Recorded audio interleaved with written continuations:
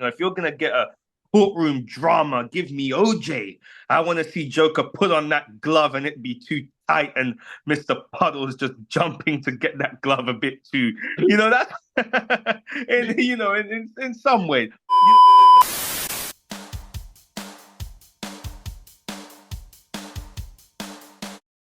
Hello, everyone. Welcome to No Drama, Just Movies, and we are back this week with another review. Please give our channel a lovely little subscribe. Hit that subscribe button to stay tuned with all of the content that we release week by week in the world of movies and TV. But we are here this week to review none other than what many are calling an early Oscar contender. What many are calling the greatest comic book movie ever made, and what many are calling as the greatest film of this generation. We are here to review none other than Joker, Folie, Deux.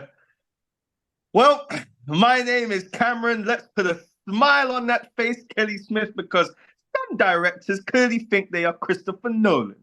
And I am joined here by my esteemed colleague. Well, Mr. Puddles, Cohen.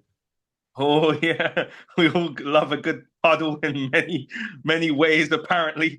But let's just delve right into it.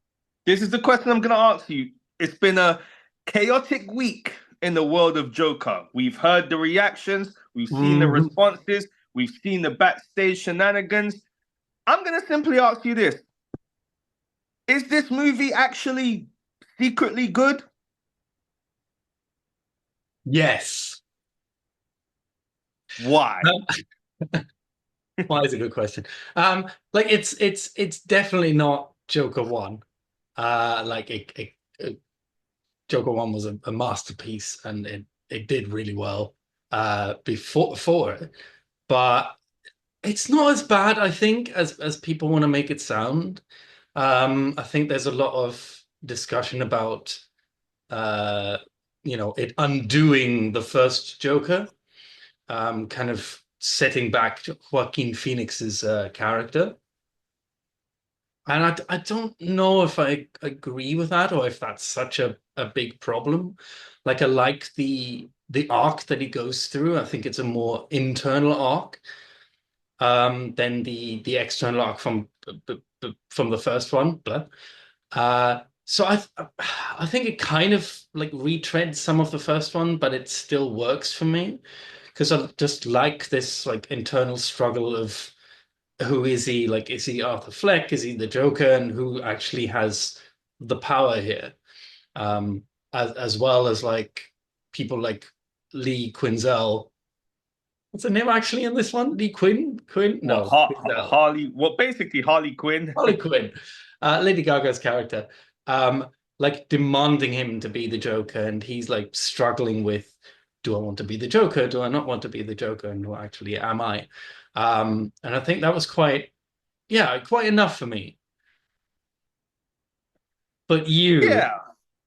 Well, I'm going to put it like right out here, right? I fell asleep partly during this movie. However, it's still up for debate. It's still up for debate right now whether that is due to the movie being boring or me being very tired. And I honestly mean this when I say I think that this is a movie that does require to be examined closely. I think it is a movie that, as the years go by and people rewatch it more and more, including myself, who I am dying now for a second viewing, I think that you could potentially have another opinion or come to another opinion or outcome. However, based off that first viewing, I do agree that it is nowhere near as bad as what some of its worst critics are calling it. Is it a bit boring? In my opinion, yes. My main issue with the movie is that I think that it is out of focus. Like you mentioned, for example, this struggle between, Arthur choosing between himself or the Joker. I didn't really feel that. Personally speaking, I maybe felt that maybe towards the end of the movie, especially during a specific courtroom scene. However, I didn't really feel that throughout the movie. And I felt like that's the thing. The movie, and, people probably heard this criticism already, it is many things at once without necessarily being good at any one of them. Okay, yeah, I've heard that too. You have the musical side of things, which when I first heard that there was going to be musical elements, I'm not a musical guy, but I thought, that is such an interesting idea to attach to a sequel to the Joker that immediately grabs your attention. Do I think that the music in this movie works? For me personally, no.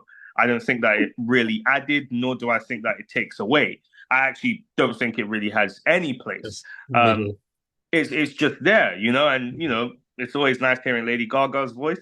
However, you then have the courtroom drama, which I really don't feel like was used to its fullest potential. If you're gonna get a courtroom drama, give me OJ. I want to see Joker put on that glove and it be too tight, and Mr. Puddle's just jumping to get that glove a bit too. That's in some ways.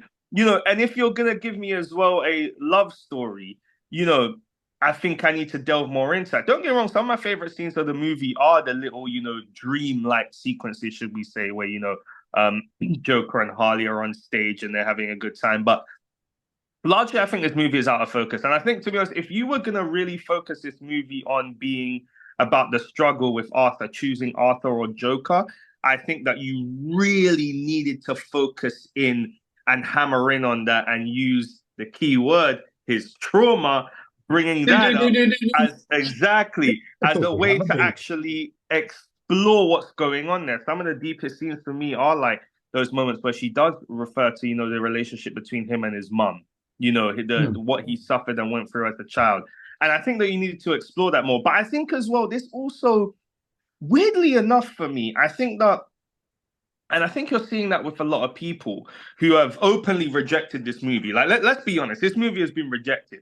It's a disaster on every single level. And it's actually crazy that we're saying this, given that the first movie was $1 billion hit. But I think that with this movie being so rejected, I think you had to also ask the question of, was this the right story to tell? Is this a case where this wasn't the story nor the setup that the fans wanted to see? I talk about, for example, if obviously no spoilers, but for anyone who's played The Last of Us Part 1, when you go on to The Last of Us Part 2, obviously I know my colleague here, he hasn't played the game and he's waiting for season 2. But I was one of those people when I played The Last of Us season 2 and felt that, well, I played The Last of Us Part 2, excuse me, and felt that this story that they were telling, while compelling, is not the story I selfishly wanted. It maybe there's a bit of that here as well, but like this movie has been rejected so badly and so poorly and so overwhelmingly. Like, what happened? What happened? Why do you think people aren't gelling with it?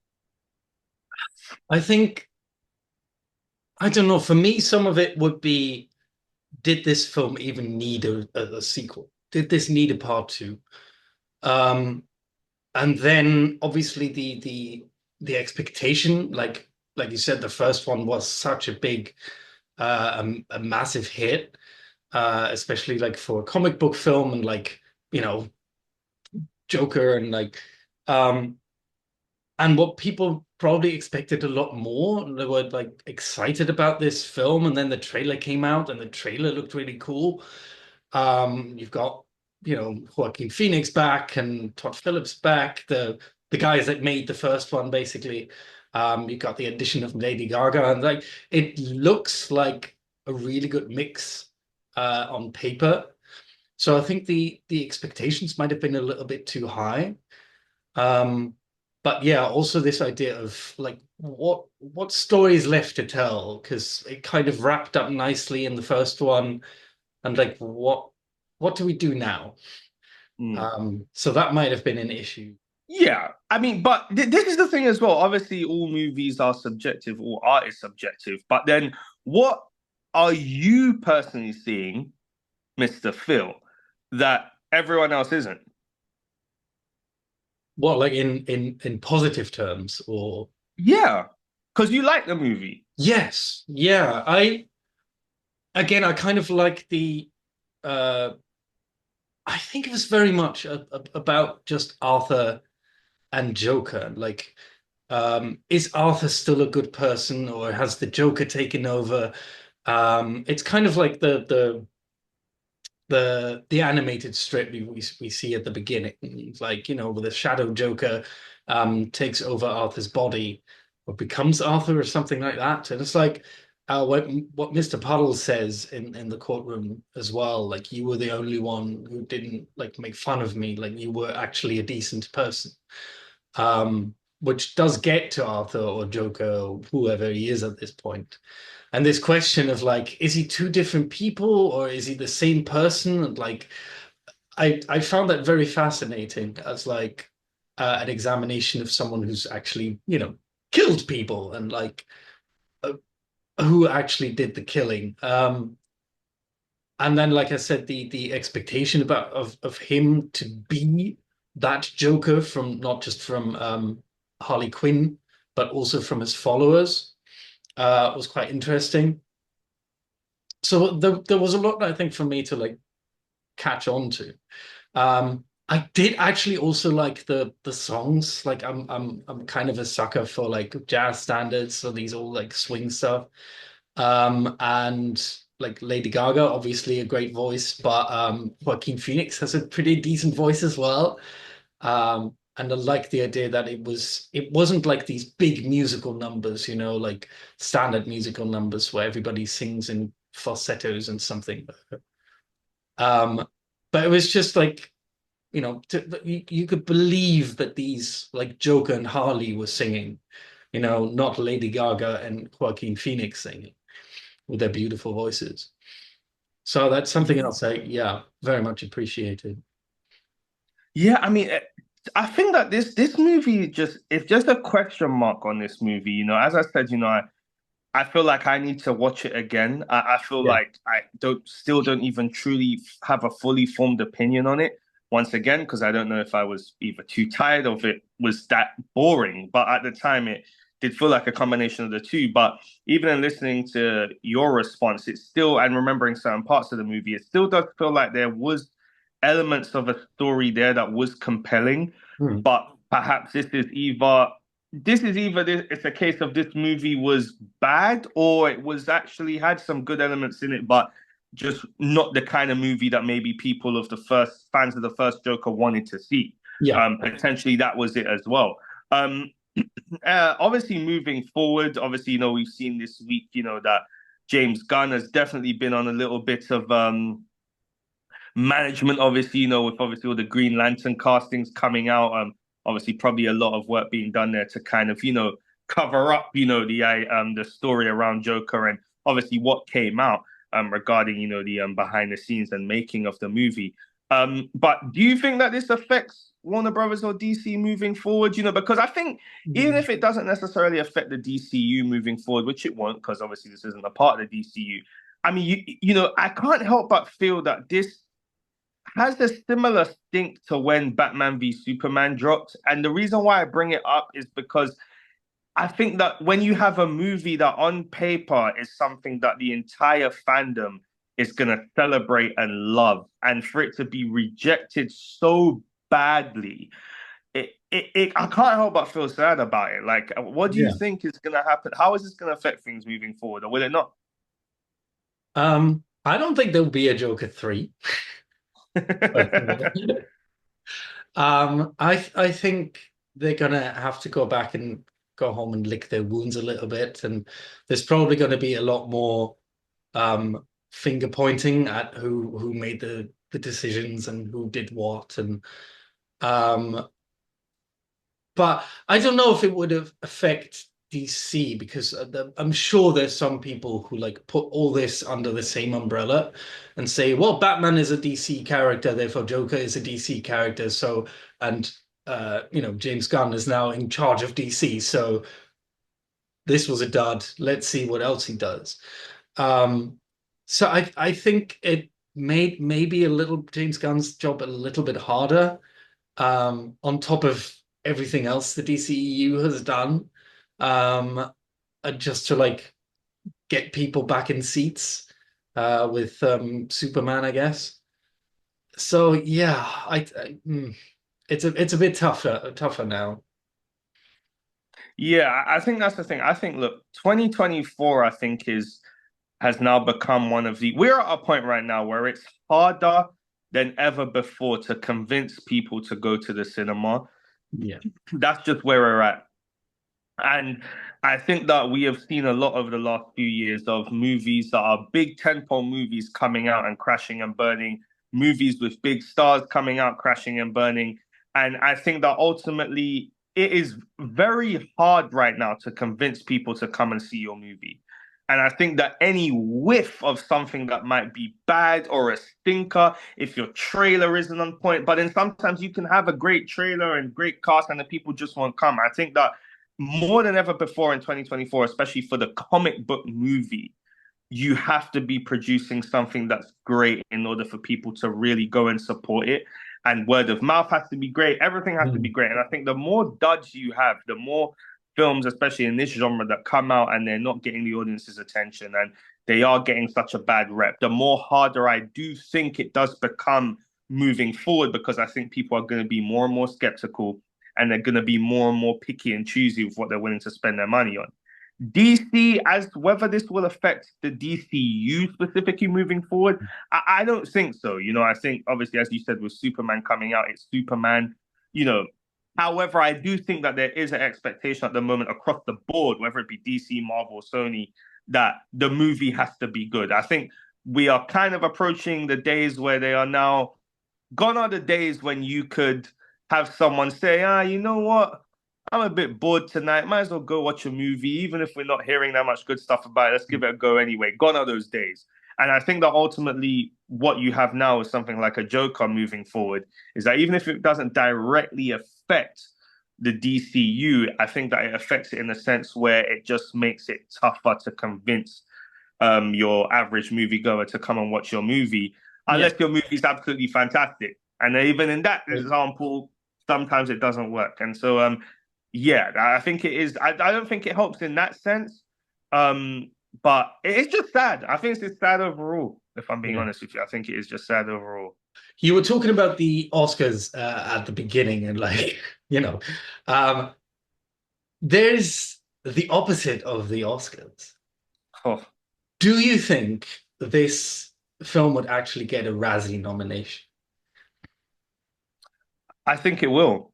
I think it will. And I think the reason why it will is because, as I said, we're not nearly as harsh on this movie as other people. But for other people, this movie is a joke. And I think, well, no pun intended, but I think the issue is that the movie is becoming a pop culture joke. Like it really is. And it's crazy to even see this happen because you never thought it would happen. Like, listen, when the initial reviews started to come out, and they weren't that great. And these were just more so, your Rotten Tomatoes reviews. And I thought to myself, okay, but critics were quite harsh on the first one. So, Hmm. the likelihood is that, it's gonna come out, it's gonna be great. But this movie's become a joke. And I think that it's gonna continue to be presented as such, as a pop culture joke. And I think that some stuff like Razzies, stuff like it being used as jokes in other mediums, whether it be a South Park or a Simpsons. I think these are all coming. I think that it's going to be the butt of the joke for a long time, unless it happens to be where people start to watch it more or dissect it more and start to go, actually, you know what, we missed something here. But I mean, yeah, to answer your question, yeah. it could become one of those films that like really do badly at the box office, but then become like a cult classic later on, once people kind of, become a little bit more warm up to it, I guess. Yeah.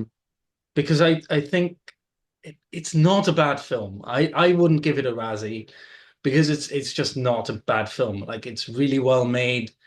The acting is good as well. And it's just not what people expected, I think, and that's the problem. But I don't Yes. think that's enough to warrant like a bad, um, a negative award, basically. Yeah, and I think it's just sad. It really is because you don't like to see a film fail. You don't like to see it fail to this degree. And I think that's the thing, we've talked a lot over the years about different comic book movies failing. But, when you have a movie here that is getting a lower review and opening weekend than Morbius and Flash, that's just sad. This shouldn't have happened. And as Yeah. you said, whether it be a case where people expected a different kind of movie and it didn't meet their expectations, or whether people just genuinely thought the movie was bad. Either way, this is sad. However, Joker, the first movie, still exists, and so we'll still always have that deep in our hearts. So that will do it for our review of Joker Folie, Deux.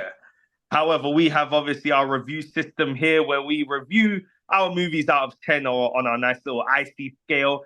So, how many ices out of 10 are you going to give Joker Folie Deux? I don't know. I'm a little bit between a 6.5 and a 7. But I'm going to, because everybody goes in the negative direction, I'm going to be contrarian. I'm going to go in the positive direction. So I'm going to give this a 7 out of 10 ices. Very kind. 7 out of 10 ices. Because, like I said, it's not a bad film. I actually enjoyed it. It has its flaws, so it doesn't deserve a too high score. But like um the performances are great. The music is I really liked, and the singing. Some of the like secondary characters, like Mr. Puddles as well. Some of those moments were great. Like Brandon Gleeson, we haven't mentioned, but he was great as well. So yeah, 7 out of 10. I mean, that's a really high score. I mean, look, before I give my review score, I just have to say, obviously, that there's a huge asterisk on my score because I was very tired when I saw this movie. And so I kind of feel like I need to hold out before I actually give my review score. However, for the purpose of this video, I'm going to go and give this a 5 ICs out of 10. I'm going to have to slap it right bam in the middle because as of right now, I really don't know where I fall and I need to watch it again before I can really give a proper opinion. I need to watch it on a fresh set of eyes. So for now, I'm just going to go slap bam in the middle. I'm going to be as fair as I possibly can and give it 5 ICs out of 10. So that will do it for our review of the Oscar-nominated Joker Folie Deux. Once again, we are No Drama, Just Movies. If you like our content here, please do subscribe to our YouTube channel. Please like, comment, share. We are just two movie and TV loving friends. We love to have a good chat about anything and everything to do in the world of movies and TV. My name is Cameron. Let's put a smile on that face, Todd Phillips, Kelly Smith, and I'm joined by my esteemed colleague here. Phil, Mr. Puddles, Cohen. Oh, yeah, we're about to jump in some puddles, either to drown our sorrows with tears or drown our sorrows with something. So, once again, we are No Drama, Just Movies. Thank you very much for watching our review today, guys, and we will see you very, very soon. Take care, guys. Bye.